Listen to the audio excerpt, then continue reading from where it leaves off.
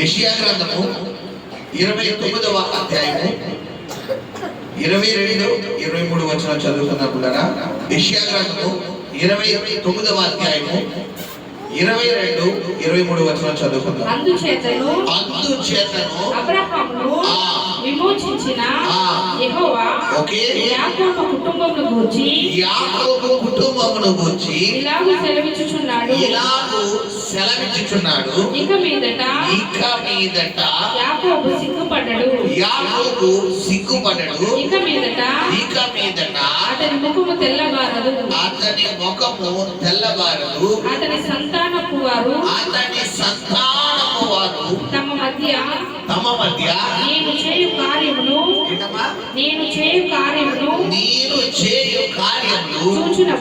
చూచినప్పుడు నా నామమును పరిశుద్ధపరచుదురు. యాకోబు పరిశుద్ధ దేవుని పరిశుద్ధపరచుదురు. ఇశ్రాయేలు దేవునికి భయపడుదురు. హల్లెలూయా. ఇక్కడ గమనించండి, ఈ యొక్క 11వ మాసంలో దేవుడు మనతో మాట్లాడుతున్న మాట, మొట్టమొదటిగా దేవుడు మనకిస్తున్న మాట ఏంటంటే, మనం చదువుకున్న మాట, ఇక మీదట యాకోబు సిగ్గుపడడు. హల్లెలూయా. ఇక్కడ యాకోబు ఎవరి కుమారుడు అంటే మరి ఇస్సాకు కుమారుడు.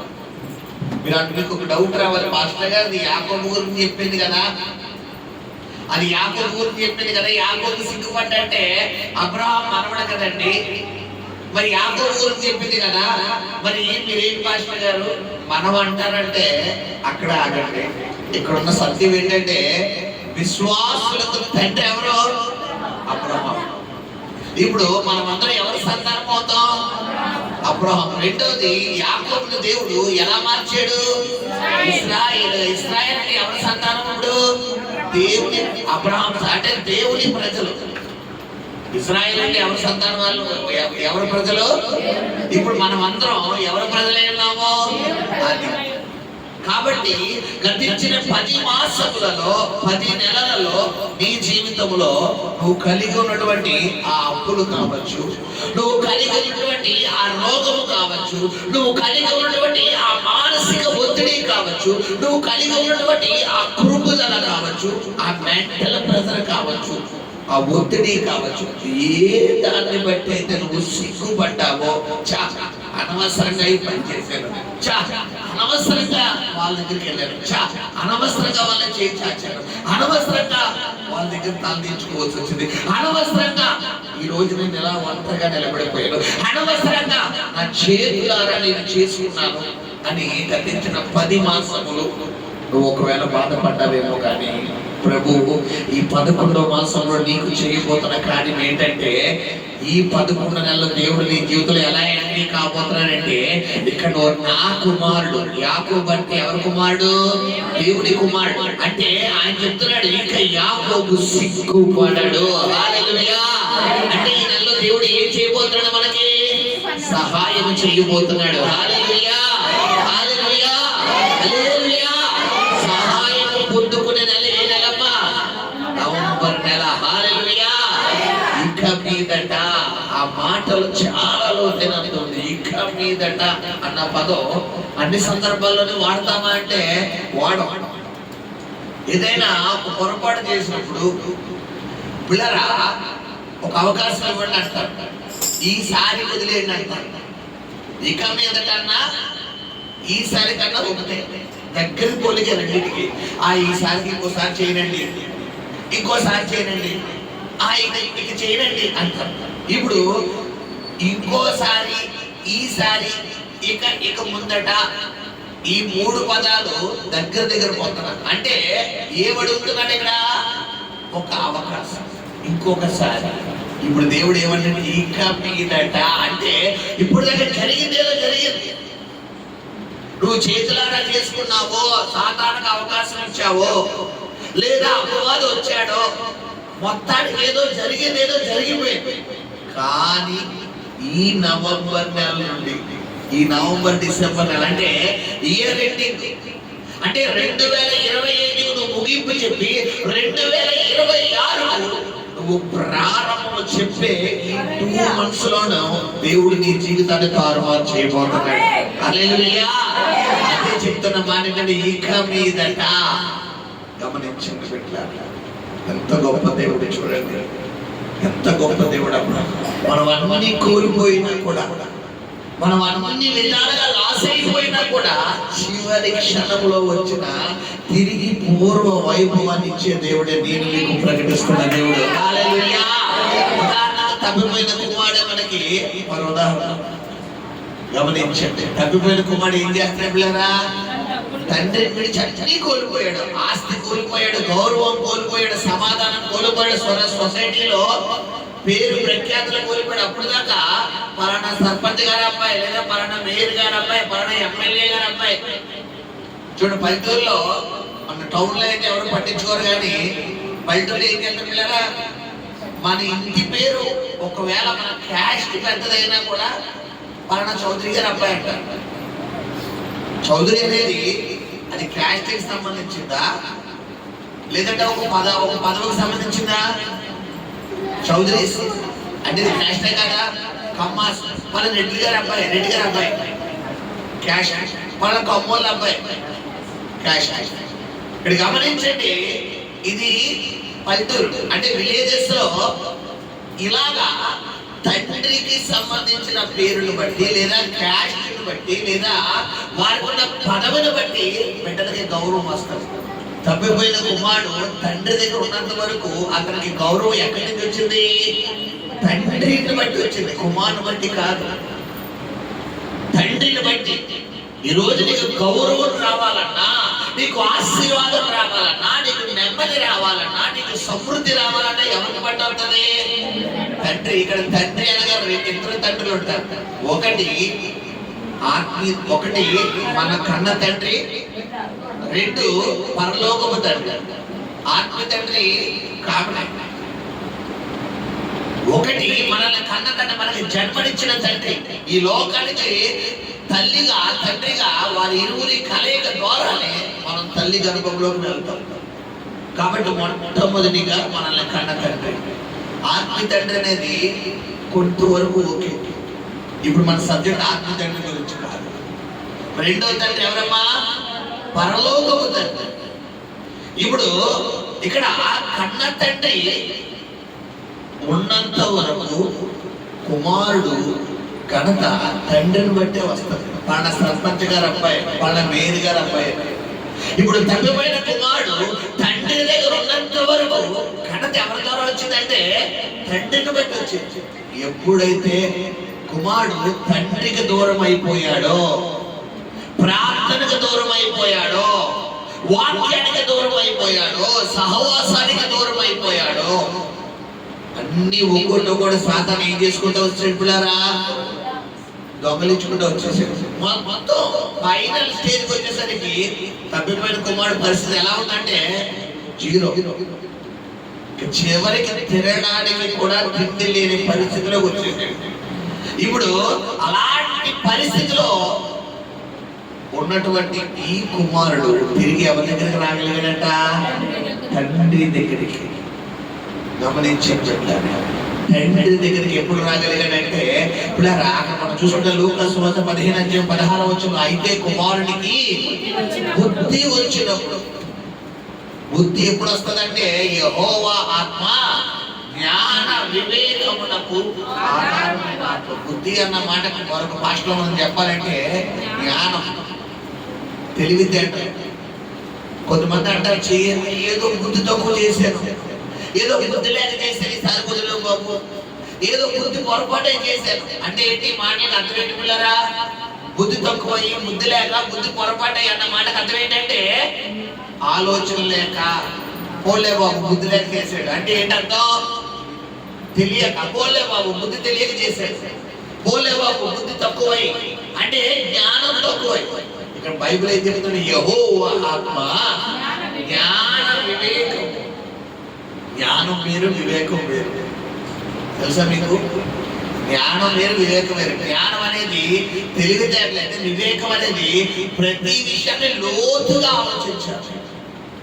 లోతుగా ఒక పని చేయాలన్నా, ఒక వ్యాపారం పెట్టాలన్నా, ఒక ఉద్యోగం చేయాలన్నా, ఒకరికి సహాయం చేయాలన్నా, ఒకరిని ఆదుకోవాలన్నా, ఒకరికి సపోర్ట్ గా ఉండాలన్నా పై కాదు, లోతుకి వెళ్ళాలి.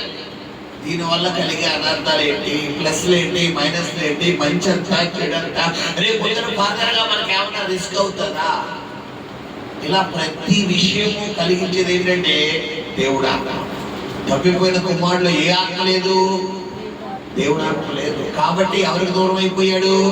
అక్కడికి తండ్రి చెప్తాడు, అరే నాన్న నువ్వు విడిచిపెట్టి వెళ్ళకరా అంటే ఈ కుమారుడు దగ్గరలో ఉంటాయి ఎక్కడ తండ్రి మళ్ళా ఇతడి పరిస్థితిని ఇతని ఎంజాయ్మెంట్ ఆపేస్తాడేమోనని ఎవరికి దూరం అయిపోయాడంటే తండ్రికి దూరం అయిపోయి దూరం వేస్తాడు. సాతాను మనల్ని దూరానికి తీసుకెళ్ళిపోయాడు. గతించిన 10 మాసాలు గతించిన 10 మాసాలు నువ్వు అపవాదికి దూరం అయిపోవడం వల్ల, నువ్వు దేవుడికి దూరం అయిపోయి అపవాదికి దగ్గర అయిపోవడం వల్ల నీ జీవితంలో నువ్వు ఏం పొందుకోలేకపోయావంటే ఆశీర్వాదాలు పొందుకోలేకపోయావు. అయితే ఈ 11వ మాసంలో దేవుడు పరిశుద్ధాత్మ దేవుడు సంఘంతో ప్రొఫెటికల్ గా మాట్లాడుతారు. మొట్టమొదటి మాట ఏంటంటే ఇక మీదట, ఈ 11వ నెల ఇక మీదట ప్లేస్ లో ఏం పెట్టుకోవాలి? ఈ నవంబర్ నెలలో యాకోబు ప్లేస్ లో ఎవరిని పెట్టుకోవాలి? చెప్పాలి, మనల్ని పెట్టుకోవాలి. నవంబర్ నెలలో పిల్లరా, ఉదాహరణకు అభిషేక్ సిగ్గుపడడం, నవంబర్ నెలలో జైపాల్ సిగ్గుపడ్డం, నవంబర్ నెలలో స్టిప్పాల్ సిగ్గుపడ్డం, నవంబర్ నెలలో డానియల్ చెప్పాలి సిగ్గుపడ్డ, నవంబర్ నెలలో పౌల్ సిగ్గుపడ్డ, నవంబర్ నెలలో డేవిడ్ సిగ్గుపడ్డాడు. అంటే గతించిన 10 మాసాలు మనం సిగ్గుపడ్డాం. ఎందుకంటే మనకున్న పరిస్థితులు మనం సిగ్గుపడేటట్లుగా చేస్తే, సిగ్గుపడమంటే అది అర్థం తెలియకుండా ఎవరు ఉంటాం. సిగ్గుపడమంటే అబ్బాయి వద్దండి ఇదా కొంతమంది అంటారు కదా, అయ్యే సిగ్గుపడతారు, అయ్యో అంటారు కదా, ఇదే సిగ్గుపడ్డాం.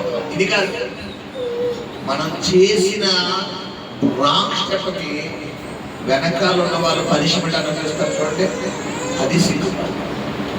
మనం చేసిన పొరపాటులకు మన వెనకాల ఉన్న వారు శిక్ష అనుభవిస్తారు చూడండి, ఇది సిగ్గుపడడం. నీ వల్లే నేను సిగ్గుపడుతున్నాను, నీ వల్లే నాకు ఈ పరిస్థితి వచ్చింది, నీ వల్లే నా జీవితం ఇలా దిగజారిపోయింది అంటే వీళ్ళు వేసిన చిన్న రాంగ్ స్టెప్ని వెనకాల భయంకరమైనటువంటి పరిస్థితుల్లోకి వెనకాల వెళ్ళిపోతారు. మీరు గమనించండి. చిన్న ఎగ్జాంపుల్ చెప్తాను. అన్ఎక్స్పెక్టెడ్ గా పిల్లరా విషం నోటితో మూత తీయబోయి ఆ మూత పగిలిపోయి విషం ఎందులోకి వెళ్ళిపోయింది? నోట్లోకి వెళ్ళిపోయింది. మూత విషం అసలు నోటికి టచ్ అవ్వచ్చా? టచ్ అవ్వకూడదు. ఇప్పుడు మూత రావట్లేదు, దేంతో తీసాం? కొంతమంది డ్రింక్ బాటిల్ దేంతో తీస్తారు? పళ్ళతో తీస్తారు. ఇప్పుడు బై మిస్టేక్ పళ్ళతో తీసాడు, కాసేసా పగిలిపోయి నోట్లోకి వెళ్ళిపోయింది అన్నమాట. జాగ్రత్తగా అయిపోయినట్టే సినిమా. అంటే గమనించండి, అనుకోకుండా జరిగిన ఈ పొరపాటు వల్ల ఎవరు శిక్షణ పెడతారు అంటే మొట్టమొదటిగా చేసిన వ్యక్తి, రెండవది అతని మీద వెనకాల డిపెండ్ అయిన వ్యక్తి. సిగ్గుపడటం అంటే ఈ యాకోబు అతని జీవితంలో అతని చేసిన ఆ పొరపాటు మనం గతించిన కొన్ని దినాల గురించి కొన్ని దినాల క్రితం ఈ వాక్యం చెప్పుకుని ఉన్నాం. యాకోబు చేసిన పొరపాటు ఏంటి? తన అన్నను మోసం చేశాడు, చిక్కుడుగాయల గురించి, జ్యేష్ఠత్వం గురించి. రెండోది ఎవరిని మోసం చేశాడు? తన తండ్రిని మోసం చేశాడు. తర్వాత ఎవరిని మోసం చేశాడు? తన అన్నను మూడోసారి మోసం చేశాడు. తర్వాత ఏం చేశాడు? అబద్ధం ఆడతాడు. ఏమంటున్నాడమ్మా? అబద్ధం. ఏ అబద్ధం అంటే, నువ్వు ఏసావోవా అని అడిగితే అవును తండ్రి నేను ఎవరిని? నేను ఏసావునే అన్నాడు. హల్లెలూయా హల్లెలూయా. గమనించండి. అంటే ఈరోజు దేవుడు మనతో మాట్లాడుతున్నప్పుడు మనం ఏమై ఉండాలంటే, పిల్లరా అమ్మా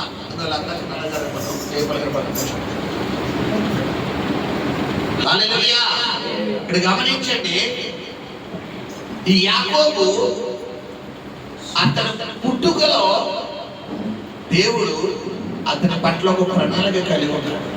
అయితే కొన్ని సందర్భాలు మన పట్ల దేవుడు ఎంత ఉన్నతమైన ప్రణాళిక కలిగి ఉన్నా కూడా మన పరిస్థితులు మనల్ని ఏ స్టెప్లో తీసుకెళ్ళిపోతాయంటే రాంగ్ స్టెప్లో తీసుకెళ్ళిపోతాయి. అసలు యాకోబు కావాలని చేశాడా చెప్పాలి. ఆదికాండం తీయండి, అధ్యాయం తీయండి. ఆదికాండము 27వ అధ్యాయము 10వ వచనం చదువునా. నీ తండ్రి మృతి పొందక ముందు ఆ. అతడు వాటిని తిని ఆ. నిన్ను ఆశీర్వదించినట్లు ఆ. నీవు వాటిని ఆ. నీ తండ్రి యొద్దకు తీసుకొని పోవాలనను. ఆ. అందుకు యాకోబు నా సహోదరుడైన ఆ. ఏసావు ఆ. రోమము గలవాడు, నేను నున్నని వాడను కదా. ఒకవేళ నా తండ్రి నన్ను తడిమి చూచును అప్పుడు నేను అతని దృష్టికి వంచకుడై తోచిన ఎడల నా మీదికి శాపమే గాని అదిగో శాపమే గాని ఆశీర్వాదము తెచ్చుకోనని చెప్పాను. హల్లెలూయా. అంటే యాకోబు ఆలోచిస్తున్నాడా లేదా? తల్లి చెప్పినట్టే చేసేస్తున్నాడా? నేను చెప్పాను కదా, యెహోవా ప్రియాత్మ అంటే అమ్మ చెప్పింది కదా, అమ్మ నా మంచి కోసమే చెప్పింది కదా. సరే అమ్మ చాలా మంచిదమ్మ, అమ్మ సరే ఇప్పుడు వెళ్ళి చేస్తాను, ముందు మార్కెట్కి వెళ్ళి ఒక కేజీ మటన్ తీసుకొని చేస్తాను. సరే తీసుకొచ్చేస్తాను, బేగొట్టమ్మా మంచి అమ్మ, మంచి అమ్మ, ముద్దులమ్మ. ఎలా కొంతమంది చూడండి, ఈ పిల్లలు అడిగిందంటే తల్లిదండ్రులు ఇస్తారనుకోండి, ముద్దులు వరుస కురిపించేస్తారు. మా మంచి డాడీ, మా బంగారు డాడీ, మా డాడీ, మా మమ్మీ అని ముద్దులు డాడీ. ఏమాత్రం వీళ్ళు అడిగి చేయలేదే అనుకోండి. ఎప్పుడో చేశారు, నిన్న చేసినా కూడా, ఏంటో గంట క్రితం చేసినా కూడా, ఏంటి ఇప్పుడు దాకా చేసినంత ఏమైపోతామా? ఇప్పుడు చేసిన పన్నీరే. ఇప్పుడు దాకా నీకు బట్టలు కొన్నాడు, నీకు బొమ్మలు కొన్నాడు, నీకు చాక్లెట్లు కొన్నాడు, నీకు ఎన్ని కొన్నా కూడా మా అబ్బు ఉన్నాడు డాడీ ఎందుకు? ఎప్పుడైనా నువ్వు కొన్నావా? మమ్మీ ఎప్పుడైనా నువ్వు చేసావా అని ఇప్పుడు అంటాడు. ఇప్పుడు యాకోబు ఇలా ముద్దుల వర్షం కురిపించే బ్యాచ్ కాదు.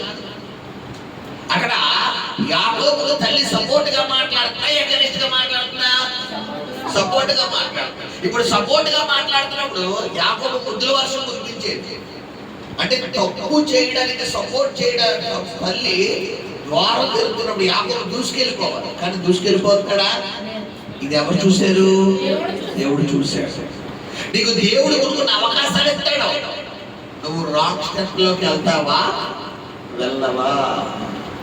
నీ కళ్ళ ముందే పెడతాడు. ఉదాహరణకి యోసేపు, ఆదికాండం 39లో యోసేపుకి దేవుడు అవకాశం ఇచ్చాడా, సాతాను శోధించాడా? చెప్పాలి, కరెక్ట్గా చెప్పాలి. దేవుడు అవకాశం ఇచ్చాడా, సాతాను శోధించాడా? దేవుడు అవకాశం ఇచ్చాడు. అంటే యోసేపు చివరి స్టేజ్ లో ఉన్నాడు. అక్కడ యోసేపు పోతీఫరు భార్యను కనుక ఒకవేళ చెరిపితే యోసేపు నెక్స్ట్ స్టెప్ ఏంటో తెలుసా? యోసేపు పట్ల దేవుడు కలిగి ఉన్న ప్రణాళిక, ఫరో కుమార్తెనికి యోసేపుకి పెళ్లి. ఫరో ఎవరో? పోతీఫరుకి హెడ్. పోతీఫరుకి హెడ్ ఎవరో? ఫరో. ఫరో కుమార్తె అంటే ఇప్పుడు ఆల్మోస్ట్ ఫరోకి యోసేపు ఏమవుతాడు? అల్లుడు అవుతాడు. ఇప్పుడు యోసేపు పట్ల దేవుడికి పోతీఫర్ పైన ఒక అధికార స్థానం అనేది దేవుడు యోసేపు పట్ల దేవుడు కలిగి ఉన్నాడు. ఇప్పుడు ఈ ప్లానింగ్ ని ఎలాగైనా మిస్క్యారీ చేయాలి, ఎలాగైనా డిస్టర్బ్ చేయాలని సాధనగాడు ఏం చేశాడంటే చిన్న స్కెచ్ చేశాడు. ఏంటా స్కెచ్ అంటే, యోసేపు భార్యలోకి సైతాన్ దూరిపోయాడు. దూరిపోయి hi wow so nice, wow so handsome, super ఉన్నా తెలుసా, నీ డ్రెస్ బాగుంది, రేపు వైట్ షర్ట్ వేసుకుని తీసుకురాలి, వైట్ షర్ట్ వేసుకుని రాయే, బ్లాక్ కలర్ ప్యాంట్ వేసుకుంటాను, ఓకే రేపు ఈ డ్రెస్ వేసుకుని రావే, వావ్ నీ ఫేస్ బాగుంది, నీ స్మైల్ బాగుంది, వావ్ నీ మజిల్స్ బాగున్నాయి, నీ హైట్ బాగుంది, నీ కోట్ బాగుంది. ఇక రావడమే ఆలస్యం. ఇలా చూసుకుంటా కూర్చుంటున్నాడు. ఎవరో పోతీఫర్ భార్య. ఇప్పుడు యోసేపు అస్సలు అక్కడ ఉంటలేదు. స్టాండర్డ్ అటెన్షన్ అంతే ఇలాగే ఉన్నాడు. ముందుకు కానీ వెనక్కి కానీ అటు కానీ ఇటు కానీ చెప్తలేదు, ఇలాగే ఉన్నాడు. ఇప్పుడు దేవుడు యోసేపుకి పరీక్ష పెట్టాడు. ఏంటా పరీక్ష అంటే, ఒక అందమైన అమ్మాయి యోసేపు ముందు కూర్చుంది. ఇప్పుడు యోసేపు మెంట్ అవ్వాలా లేదా? యోసేపు ఏమన్నా మామూలు ముసలోడప్పుడు ఏ వయసులో ఉన్నాడంటే అక్కడ మంచి యవ్వనం.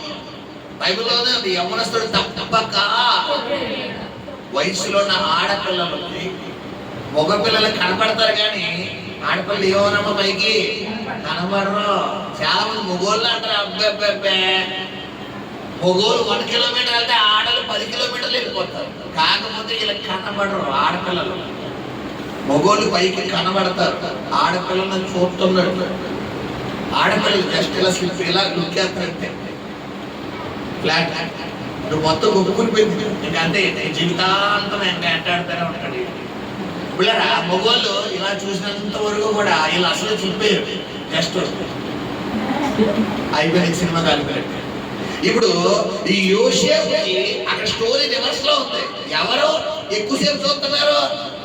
పోతిఫర్ భార్య. అంటే నేను అంటాను, ఈ పరీక్ష ఈ ఘట్టం కనుక యోసేపు దాటితే నెక్స్ట్ డే ఉంది రాజుగారు అల్లుడుగా ఎవరు గణత పొందుకోబోతున్నారు.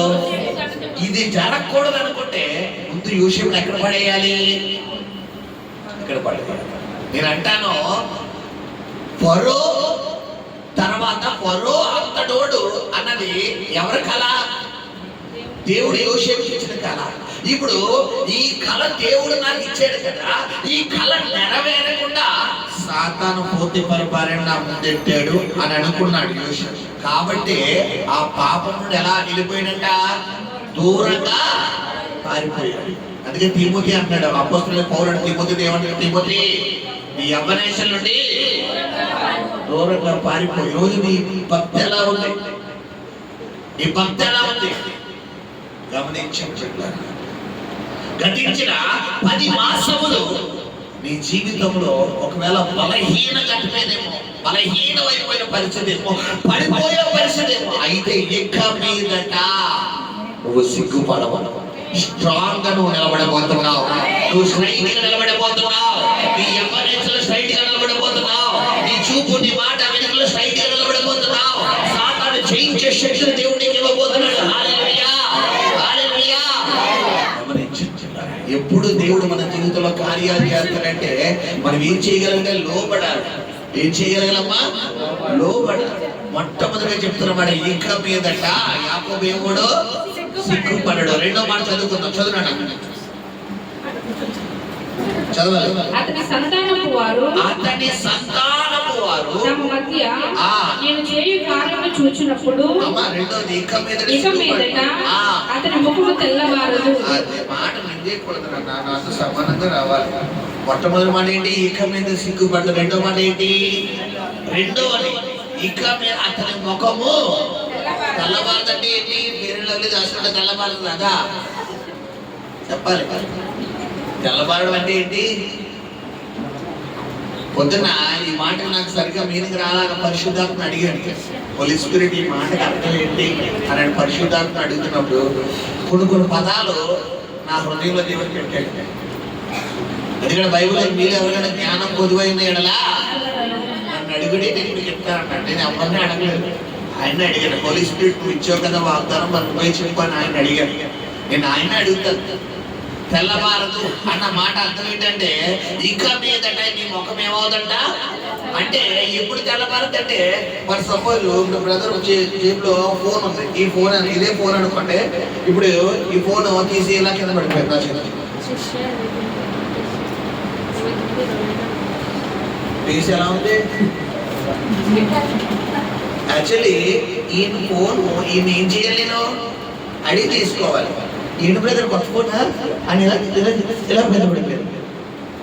ఇప్పుడు జాగ్రత్తగా దానికి అయ్యే ఖర్చులు మరమ్మతులన్నీ అంతకుముందు అది ఒకవేళ షెడ్కి వెళ్ళిపోయే బాధ్యత అయినా కూడా నా చేతుల మీదుగా అది హాస్పిటల్కి వెళ్ళింది. కాబట్టి దానికి ఇప్పుడు మొత్తం అన్ని బాధ్యతలు కూడా చేయాల్సిన బాధ్యత ఎవరిది? ఇప్పుడు నా మొహం ఎలా ఉంటుంది సార్ టీంలోకి వెళ్ళండి? గతించిన 10 మాసాల్లో నీ పరిస్థితి ఇది. గతించిన 10 మాసాల్లో నీ ముఖము తెల్లబారడం అంటే ఇది. సమస్యలు పోయావు, మోర్చెల్లిపోయావు. నా జీవితం కొంతమంది ముఖం చూస్తే భవిష్యత్తు చెప్పేది తెలుసా పిల్లరా? కొంతమంది ముఖం చూస్తే భవిష్యత్తు బయటకు వచ్చేస్తారు. కొంతమంది భవిష్యత్తు ముఖంలో కూడా దాచుకోరు. ఎక్కడ పెట్టుకుంటారు? హృదయంలో. లోపల ఎంత దుఃఖం ఉన్నా కూడా పైకి కనబడరు. ఎక్కడ దాచుకుంటారంటే దుఃఖం అంతా హృదయంలో దాచుకుంటారు, పైకి మాత్రం స్మైల్ ఇస్తారు. ఇప్పుడు యాకోబు ఏ బాబు అంటే ఫస్ట్ బాబు అంటే ముఖంలో మొత్తం దుఃఖం. అక్కడ అంటున్నాడు, ఇక మీదట నీ ముఖము తెల్లవారు అయిపోయింది, నీ కష్టం అంతా అయిపోయింది. 11-12 నెలల్లో దేవుడు నీ జీవితంలో 2 కార్యాలు చేయబోతున్నాడు. హల్లెలూయా. నూతన సంవత్సరాలను అడుగు పెట్టే లోపల నువ్వు అనుకోవచ్చు, ప్రభువా 2025 అన్నావు కదా, 10 నెలలు అయిపోయింది. 2025లో ఈ 10 నెలల్లో జరగలేని కార్యము 2 నెలల్లో ఏం జరుగుతుంది నాయన అని అనుకుంటే నీకు ఒక విషయాన్ని ప్రభు జ్ఞాపకం చేస్తున్నాడు. ఏంటంటే లాజరు రోగి వచ్చాడా, చనిపోయిన చివరి క్షణం తర్వాత వచ్చాడా? చనిపోయి 4 రోజులైన తర్వాత వచ్చాడు. గమనించాను కదా. యోహాను సువార్తలో కానాను విందులో నీ ఆ ద్రాక్షరసం అయిపోతుందన్న సమయంలో యేసు ప్రభు వారికి కౌరు వస్తుంది. అయ్యా ద్రాక్షరసం అయిపోతుంది అంటే ఆయన ఏమన్నాడు, అమ్మా నాతో నీకు ఏ పని, నా సమయము ఇంకా రాలేదంట. రెండవది. మూడవది, యాయిరు కుమార్తె చావ సిద్ధమై ఉన్నప్పుడు బోధకుడి దగ్గరికి వెళ్ళి బోధకుడికి చెప్తుంటే ఆయన అంటున్నాడు, అక్కడ ఉన్న వాళ్ళు అంటారు, బోధకుడిని ఇబ్బంది పెట్టకునే కుమార్తె చనిపోయినది అనగానే వెంటనే ఆయన అన్నాడు, నా యాయిరు వారి మాటలు నువ్వు లక్ష్య పెట్టక భయపడక నమ్మిక మాత్రం ముఖ్యమంటాడు. మూడవది. నాలుగవది, మార్కు సువార్త 5వ అధ్యాయంలో సేనాపతి వ్యక్తి మనకు కనబడతాడు. అక్కడ తన గాయపరుచుకుంటూ ఇతరులను గాయపరుస్తూ మరికొద్ది రోజుల్లో ఆ వ్యక్తి ఏమైపోయేలా ఉన్నాడో చనిపోతాడు. చివరి క్షణం. ఈ 2 నెలల చివరి క్షణమే. నేను అంటాను, సేనాపట్టిన వ్యక్తిని చివరి క్షణంలో దర్శించిన దేవుడు గొప్ప సువార్తికుడిగా మార్చాడా లేదా చెప్పాలి. సమరయ స్త్రీని చివరి క్షణంలో దర్శించిన దేవుడు గొప్ప సువార్తికుడిగా మార్చాడా లేదా? హల్లెలూయా. లాజరుని చివరి క్షణంలో దర్శించిన దేవుడు యోహాను సువార్త 12వ అధ్యాయంలో యేసు ప్రభు వారితో పాటు భోజనానికి కూర్చున్న వ్యక్తులు ఒక వ్యక్తి ఎవరంట? లాజరు. మనం ఒకసారి యోహాను సువార్త 10, 11, 12 అధ్యాయాలు చూసుకుంటే యేసు ప్రభు వారు ఎక్కడ ఉంటే అక్కడ ఈ మరియ మార్తలు కనబడుతున్నారు, కానీ ఎక్కడ లాజరు కనబడుతున్నాడా అంటే మనోడు ఎవరో టెంక అంటే తెలుసుగా. అంటే ఏంటి? ముదరా మాట ఏంటో. కొంతమంది ఎంత ప్రార్థన నేను చేయను, నేను చదవను, చర్చికి నేను రాను, నేను వెళ్ళను, నేను ఇలాగే ఉంటాను, నాకు నచ్చినట్టుగానే ఉంటాను. మొదలంటే అంటే లాజరు చూశాడు. ఒకరోజు ఆయన జీవితంలోకి, లాజరు జీవితంలోకి ఎవరు ఎంటర్ అయ్యారు? దేవుడు ఎంటర్ అయ్యాడు. ఇప్పుడు యేసు ప్రభు వారు ఎక్కడుంటే అక్కడ యేసయ్య కన్నా ముందు, లాజరు కన్నా ముందు, యేసయ్య కన్నా ముందు, మార్తమ్మ కన్నా ముందు, మరియమ్మ కన్నా ముందు మొట్టమొదటిగా వాటర్ పట్టించుకుని బైబిల్ ఇచ్చుకుని ఎవరు వెళ్ళిపోతున్నారు? లాజరు వెళ్ళిపోతున్నాడు. హల్లెలూయా. చివరి క్షణము. ఈ 2 నెలల్లో, ఈ 11 నెలల్లో ఇక మీదట నీ ముఖం ఏమవుతుంది అంటాడు ఆయన? తెల్లవారు. అంటే షాకింగ్ వార్త. కొంతమంది షాకింగ్ వార్తలు వినగానే ముఖం ఏమైపోతుందంటే అవునా అలాగా ఇప్పుడు ఎలాగా అంటే ముఖం ఏమవుతుంది? ఈ 11వ నెలలో తెల్లవారు కావడం. ఆయన నీ జీవితంలో వెళ్ళ ప్రవేశం చేయబోతున్నాడు. ఆయన అవబోతున్నాడు. ఆయన కలెక్ట్ చేసుకోబోతున్నాడు. నమ్మిన వారు ఆమేన్ చెప్తాం. మొట్టమొదటిగా ప్రభు మనతో మాట్లాడిన మాట, ఇక మీదట సిగ్గుపడడు. యాకోబు ప్లేస్ లో ఎవరి పేరు పెట్టుకోమని చెప్పాను నేను? నీ పేరు. ఇక మీదట ఈ నవంబర్ నెలలో నువ్వు ఇక సిగ్గుపడాల్సిన అవసరం లేదు. నీ తలను ఆయన పైకి ఎత్తబోతున్నాడు. నీ చేతికి ఆయన సహాయం అందివ్వబోతున్నాడు. ఆ ఊపిలోంచి బయటికి లాగబోతున్నాడు. ఆ శ్రమ నుంచి బయటికి లాగబోతున్నాడు. ఆ పోరాటంలో నుంచి బయటికి రాకపోతున్నాడు. నువ్వు మోసగాడు అన్న ఆ నిందను తొలగించి ఇశ్రాయేలుగా మార్చబోతున్నాడు. ఏ తల్లి మాట అయితే వీడు మోసపోయాడో, ఏ తమ్ముడైతే అతనైతే మోసం చేసాడో, చెయ్యని నింద అతని మీద పడిందో ఆ నిందను తొలగించి యాకోబు నేను ఇశ్రాయేలుగా మార్చబోతున్నాడయ్యా, నిన్ను గొప్ప జనాంగాన్ని బయటికి తీసుకురాబోతున్నాడయ్యా, నిన్ను గొప్ప జనాంగాన్ని చేయబోతున్నాడయ్యా అని చెప్పిన దేవుడు ఈ రోజు ఈ నవంబర్ నెలలో ప్రభు నీతో మాట్లాడుతున్న మాట ఏంటంటే ఇంకా మీదట గమనించండి పిల్లలు, ఈ వీధిలో అవమానం పొంది పక్క వీధిలో గడపబోతున్నాం బెటరా, ఈ వీధిలో అవమానం పొంది ఈ వీధిలోనే గడపబోతున్నాం బెటరా? ఒక్క అడుగు కూడా ఎక్కడకూడదు, అద్దె కిక్కు. నీ దేవుడు ఈ నెలలో అలాంటి కార్యాలు చేయబోతున్నాడు.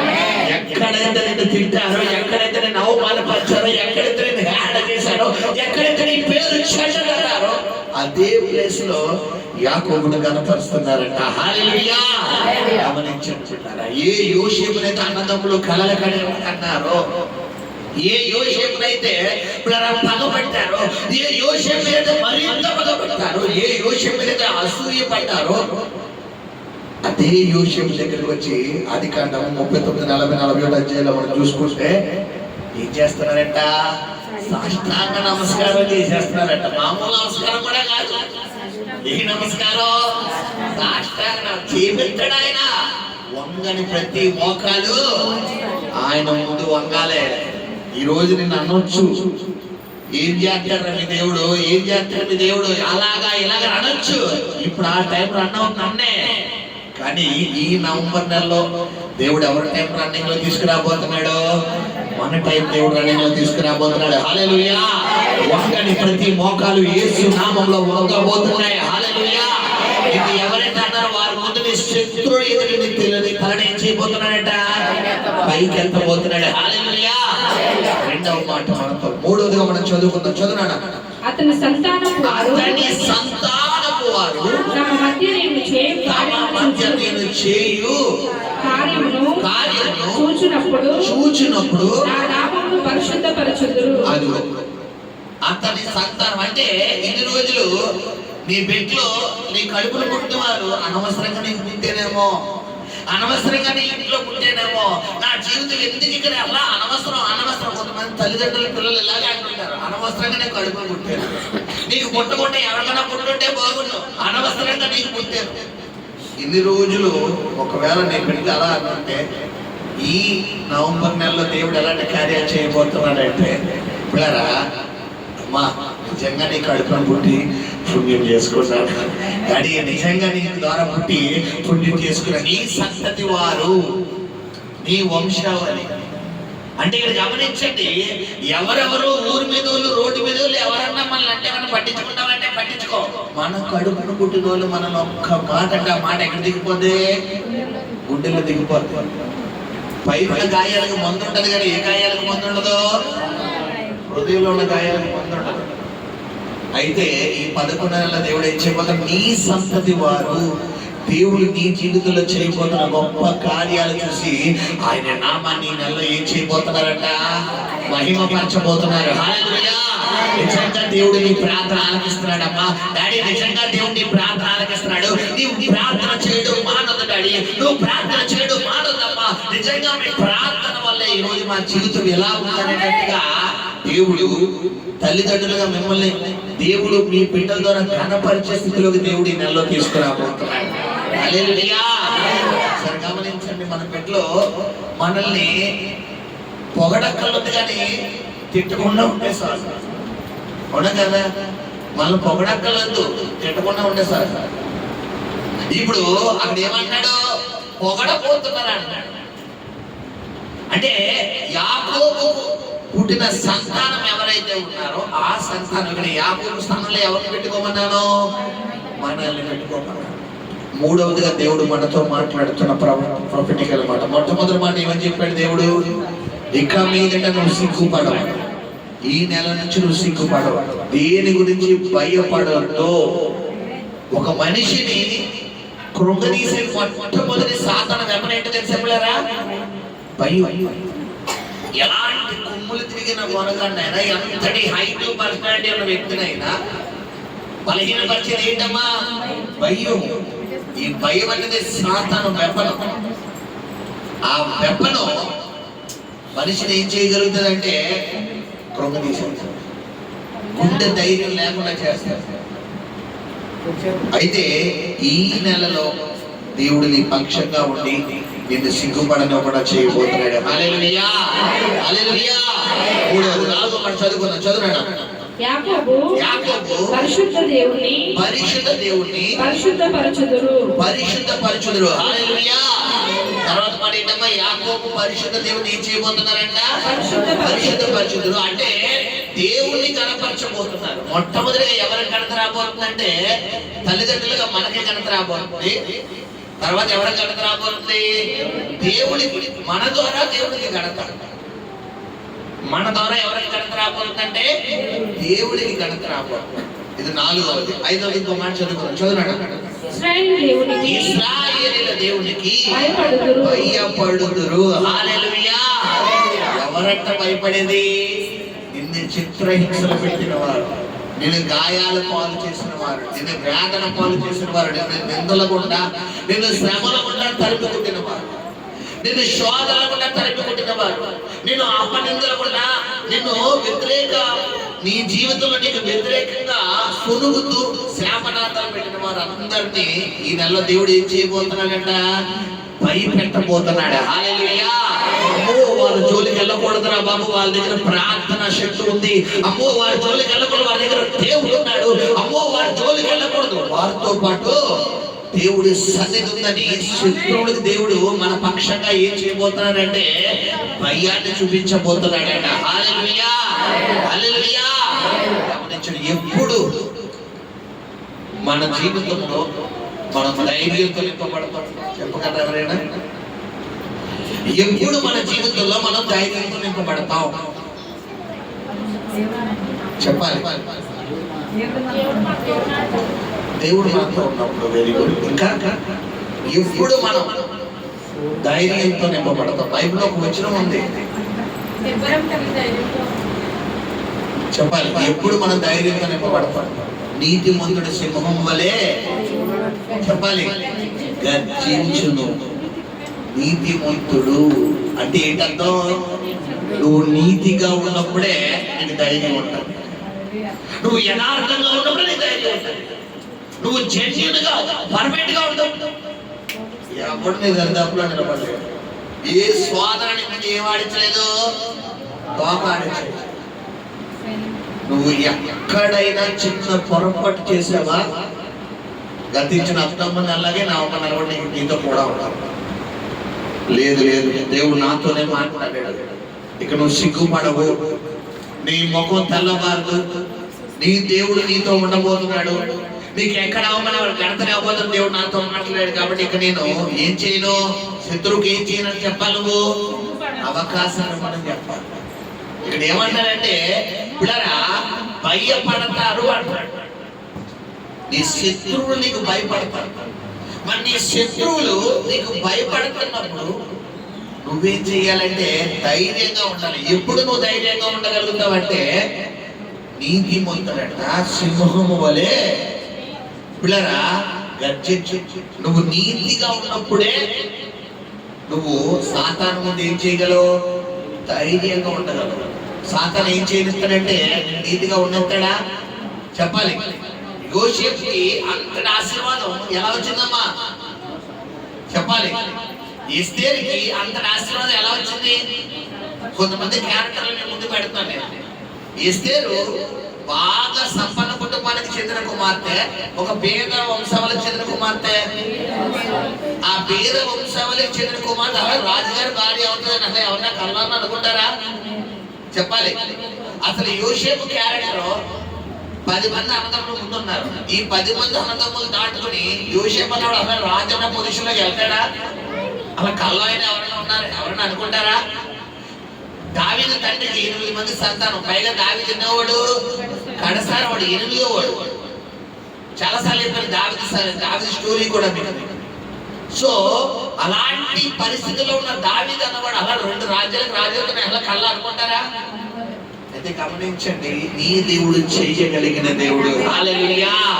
అలా జరగాలి అంటే నీ దగ్గర ఒక ఆధారమైన వ్యక్తుడు. ఏంటి ఆధారం అంటే యథార్థంగా జీవించు. యథార్థవంతుల ప్రార్థన యెహోవాకు శోభస్కరం, నీతిమంతుల ప్రార్థన యెహోవా చెవియొగ్గు. ఆయన ఆలోచిస్తాడు. నువ్వు నీతిగా ఉన్నప్పుడు, నువ్వు యథార్థంగా ఉన్నప్పుడు, నువ్వు పర్ఫెక్ట్ గా ఉన్నప్పుడు, నువ్వు ఎక్కడుండి మొదలుపెట్టినా కూడా ఆయన నీకు ఏం చేస్తాడు? ప్రార్థనకి జవాబు ఇవ్వగలుగుతాడు. హల్లెలూయా.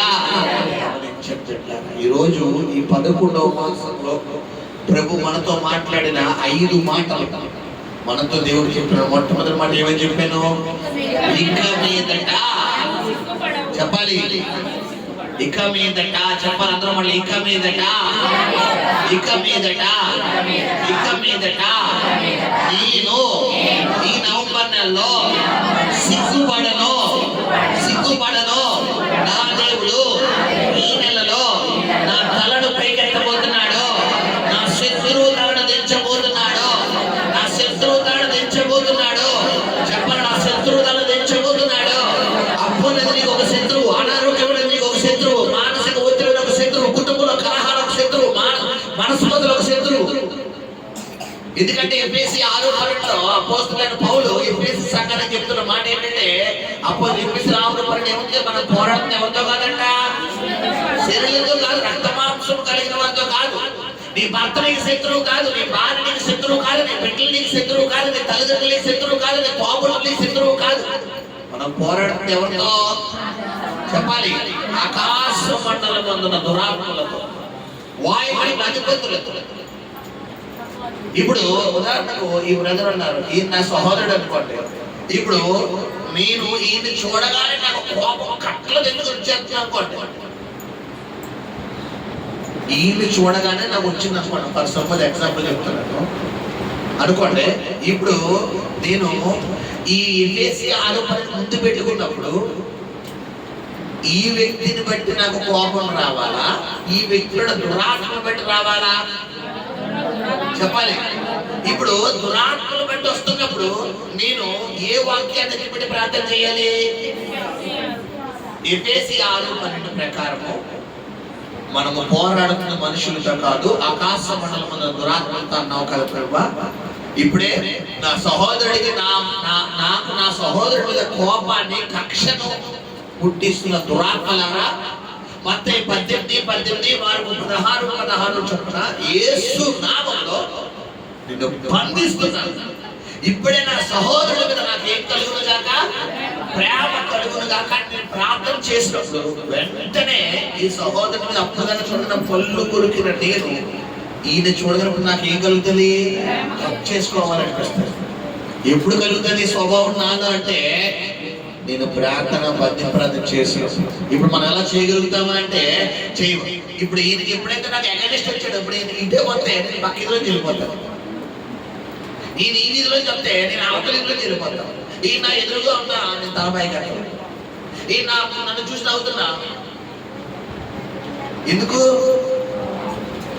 లోపల ఏముండిపోయింది? నాకు కోపం ఉండిపోయింది. ఇప్పుడు సహోదరుడు అంటే నాకు ప్రేమే, కానీ నాకు ఈ వాక్యం తెలియలేనంత వరకు సాతాను ఏం చేశాడు నా మైండ్ లో? సహోదరుని ప్రేమించవలసిన సహోదరుని ఏం చేసాడు? ద్వేషించాడు. ఎప్పుడైతే సహోదరుని ద్వేషిస్తున్నానో, ఇప్పుడు మత్తయి 5:23 ఏముంది? నువ్వు ప్రార్థన చేయడానికి వెళ్ళినప్పుడంట నీకు నీ సహోదరుడి మీద విరోధ భావం ఏమన్నా ఉన్నదని అక్కడ దేవుడు నీకు జ్ఞాపకం చేసుకున్నాడా? ఏం చెప్తున్నాడు అక్కడ? నీవు నీ బలిపీఠం దగ్గర నీ అర్పణను అక్కడే విడిచిపెట్టి వెళ్ళి మొదట నీ సహోదరుడితో సమాధాన పడి అటు తర్వాత వచ్చి ప్రార్థన చేయాలి. ముందుగా నాకు ఏం తెలియాలి? ఎఫెసీ 6:12 తెలియాలి. ఎఫెసీ 6:12 తెలిసిన తర్వాత మత్తయి 18:18 మార్కు 16:16 తెలియాలి. మత్తయి 18:18 మార్కు 16:16 ఏముంది? మీరు భూమి యందు వేటిని బంధిస్తారో వారు 16:16 ఏముంది? నమ్మిన వారి సూచక్రియలను నా నామమున వారు దెయ్యములను వెళ్ళగొట్టుతారు. ఇప్పుడు నా సహోదరుడిని చూడకుండా, అతనితో మాట్లాడకుండా, అతను లోపల చూస్తున్నాడు, లోపల కట్టలు తెచ్చుకునేట్లు కోపం వచ్చేస్తుంటే నా లోపల దెయ్యం ఉందా, భూతం ఉందా, పిశాచం ఉందా? రకాలు ఉన్నాయి తెలుసా మీకు? దెయ్యాల్లో కూడా రకాలు ఉన్నాయి. పోలీసుల్లో రకాలు ఉన్నాయి తెలుసు కదా. హోమ్ గార్డ్ పోలీసే, కానిస్టేబుల్ పోలీసే, హెడ్ కానిస్టేబుల్, ఎస్ఐ గారు పోలీసే, సిఏ గారు పోలీసే, డీజీపీ పోలీసే, డిఐజీ పోలీసే, ఐపీఎస్ పోలీసే, ఎవరైనా పోలీసే. అలాగే దెయ్యంలో కూడా రకాలు ఉన్నాయి. ఇప్పుడరా మోహిని, కామ్ని తెలుసా, పిశాచం రకాలు, లూసిఫర్, ఇవన్నీ సాతాను కేటగిరీస్ అన్నమాట. వీళ్ళందరికీ హెడ్ ఎవరు? లూసిఫర్. ఆడు పైన ఉంటాడు, వీడికి పైన ఉన్నాడు, ఏం చేస్తాడు? చక్రం తిప్పుతాడు. వీళ్ళందరూ కింద ఆడతారు. ఇప్పుడు కొన్ని దెయ్యాలు ఇట్టే పోతాయి.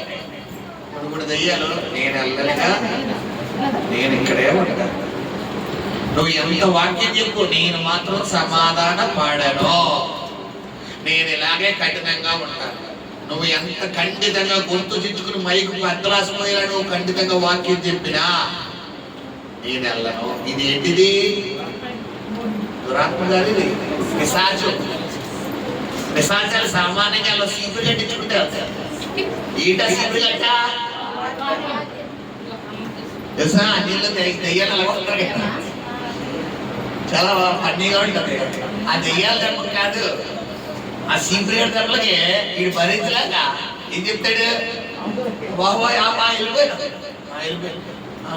ఆ యాపరబ్బల దెబ్బకి, ఆ సీపులు దెబ్బకి ఇలా వెళ్తావా లేదా, వెళ్తావా లేదా, వెళ్తావా? ఆ కొరడాలకి, యాపరబ్బల దెబ్బకి, ఆ సీపులు దెబ్బకి ఇలా కొట్టి కొట్టి కొట్టి వెళ్ళాను వాడు ముందు ఈ దెబ్బకి తట్టుకోలేదు. వెళ్ళిపోయిందమ్మా, తీసుకెళ్ళిపోయింది. ఇప్పుడు చెప్పండి, కొంతమందిలో దురాత్మ తిష్ట వేసి కూర్చుంటాయి. ఎంత సమాధానపడ్డా నీకు అర్థం కావాలని విషయం ఏంటంటే, సమాధాన పడువారు ధన్యులు. వారు ఏమవుతారట? భూమిని, భూలోకాన్ని ఏం చేసుకుంటారు? స్వతంత్రించుకుందరు. అంటే స్వతంత్రించుకోవడం అంటే ఏంటి? నువ్వు ఎక్కడుంటే అది నీదే. బస్సులో సీట్లన్నీ ఫుల్ అయిపోయింది, లేదా ట్రైన్లో సీట్లన్నీ ఫుల్ అయిపోయింది. ఇప్పుడు ఇదే సీట్ అనుకోండి, ఒకరు కూర్చునే సీట్ ఏంటి? ఎంతసేపు కూర్చుంటా, గంటసేపు నిలబడాను. ఏ సీట్ ఇవ్వా? పక్కన సీటు. ఇప్పుడు సహోదరా కొంచెం కాళ్ళు ఆగತ್ತೆ, సహోదరా కొంచెం ఈ సహోదరా అంటే ముందు తగ్గిందా, ఇది తగ్గిందా? ఎందుకు? అడిగే విధానం. సమాధాన పడేవారు భూలోకమును స్వతంత్రించుకుంటారు. కొంతమందికి ఏంటి ఆయన అంటే రుబాబు. ఇది కూడా ఒక దురాత్మ. రుబాబు చేసిన ఒక దురాత్మ. ఎక్కడమ్మా ఇల్లు చేసుకో, నాకేంటి అమ్మానే తిరుగుబాటు చేసిన ఒక దురాత్మ. మర్యాదగా ఉండదు, కోపపడేది ఒక దురాత్మ, కొట్టేది ఒక దురాత్మ, తిట్టేది ఒక దురాత్మ, శాపనార్థాలు పెట్టేది ఒక దురాత్మ. శానా పడిన వ్యక్తిలో ఎన్ని వేల దెయ్యాలు ఉన్నాయి? శానా అంటే ఎంత చెప్పండి మీకు? 6,000 సమూహం. అంటే ఒక వ్యక్తిలో ఎన్ని దెయ్యాలు ఉన్నా చిచ్చిమిచ్చు చూసుకోండి. మరి 6,000 దెయ్యాలకి నువ్వు అంబాసిడర్ గా ఉన్నప్పుడు నేను వాక్యం అనమాట నీకు నిద్ర రాకి ఏమవుతుంది? ఎంత చెప్పినా కూడా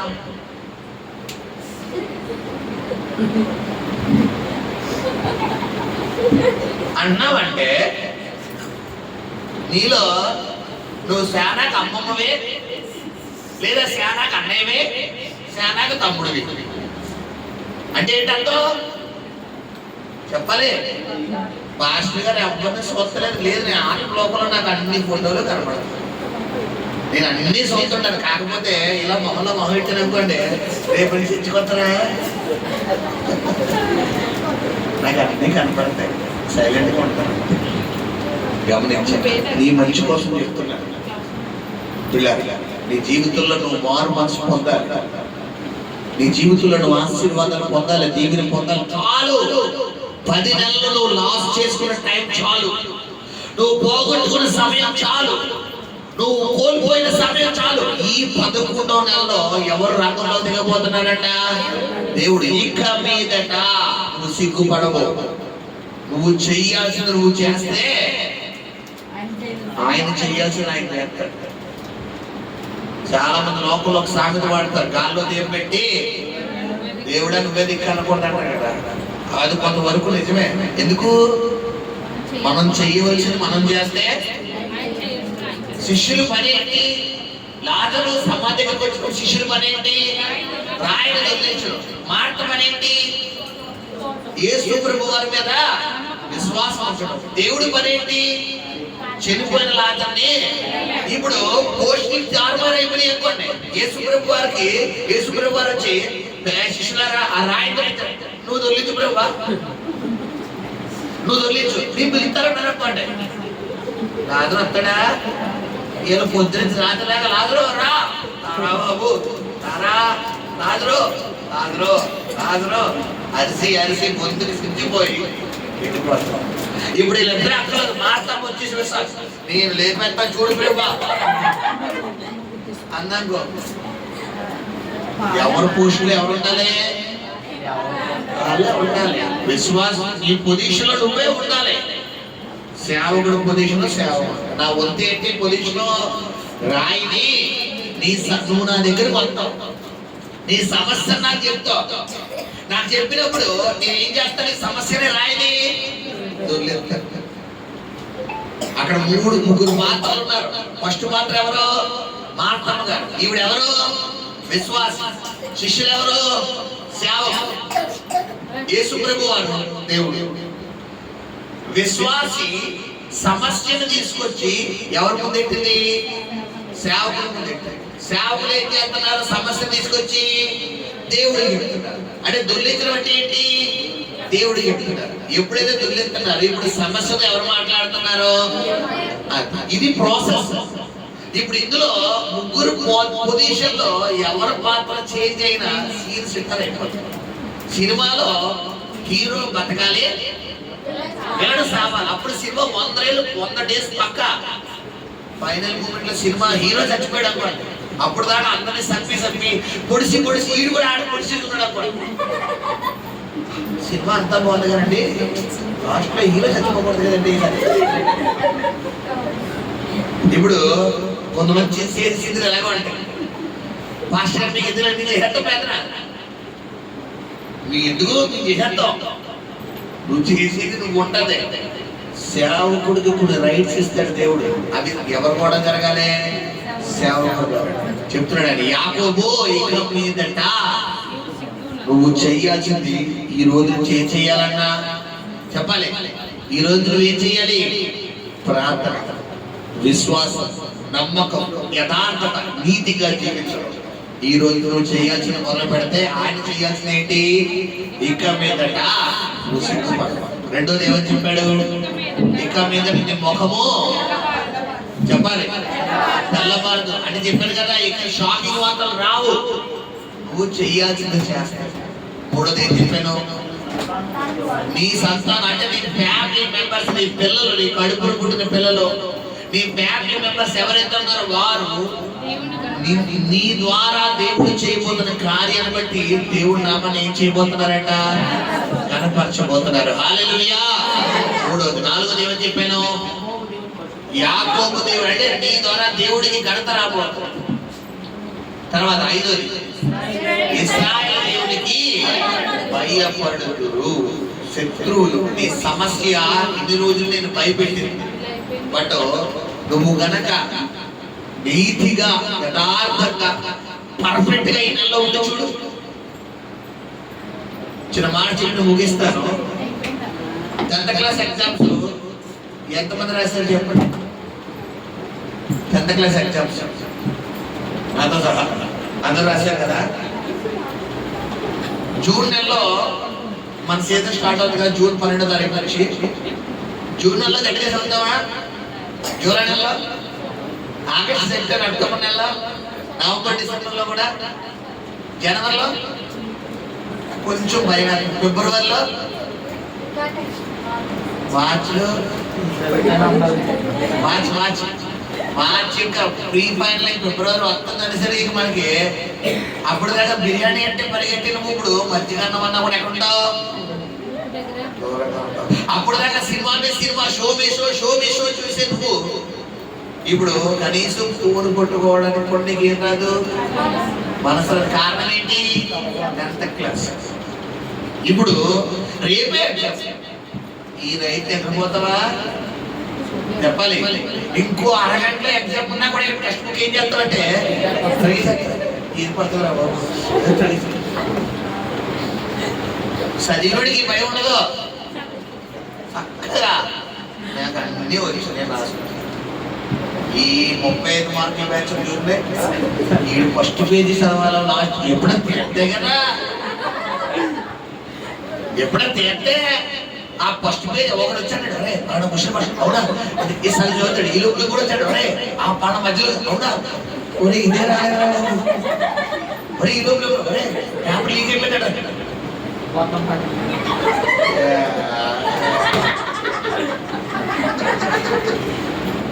ఈ బ్యాచ్లో ఫైనల్ గా ఎగ్జామ్ అట్లా కూర్చుంటాడు. పేపర్ అప్పుడు మొక్క ఎలా ఉంటుందో చూసుకొని ఒకసారి టీంలోకి వెళ్ళండి. అందరూ గర్ర మరికెళ్తారు. ఈడు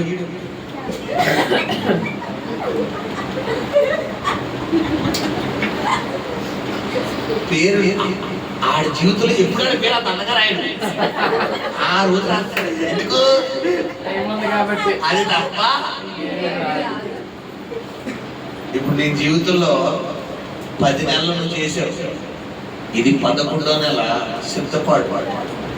2 నెలలు నీకు టైం ఉంది ప్రీ పబ్లిక్ ఎగ్జామ్స్. ఈ 2 నెలలు నువ్వు సిద్ధపడ్డావంటే నూతన సంవత్సరంలో నీకు మార్కులు రిజల్ట్ రాబోతున్నాయి.